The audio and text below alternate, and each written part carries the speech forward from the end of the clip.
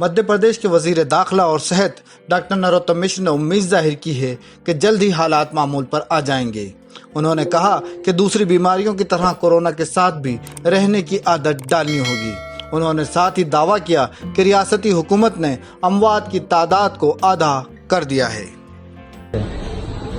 नहीं, बीच के कोरम की इतनी ज्यादा आवश्यकता नहीं थी जितनी ज्यादा ऑरेंज कर कहने से 3 श्रेणी अलग प्रतीत होती थी। अब माननीय मुख्यमंत्री जी, प्रधानमंत्री जी ने उसको सीधा कर दिया है। ग्रीन जोन पूरा खुला रहेगा।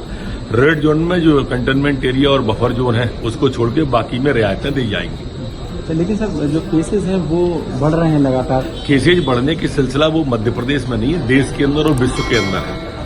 मध्य प्रदेश के अंदर हमारे प्रवासी मजदूर जो आ रहे हैं बाहर से, उनका एक संभावना है थोड़े समय में वो हम ठीक करेंगे। आपने देखा होगा, इंदौर हो, भोपाल हो, उज्जैन हो, जब इतने बिगड़े हुए शहर संभल गए, इतनी घनी आबादी के शहर संभल गए, तो जो क्षेत्रीय प्रवासी मजदूर हैं उनको भी हम ठीक करेंगे। आप ये बात तो मानते ही है ना कि दुखद मौतों का सिलसिला हमने थामने की कोशिश की है। आज मध्य प्रदेश के अंदर जो रेशो था उसको हम आधे से भी नीचे ले आए। और मैं फिर कहता हूं, कोरोना से डरने की जरूरत नहीं है, कोरोना से सावधानियों की जरूरत है।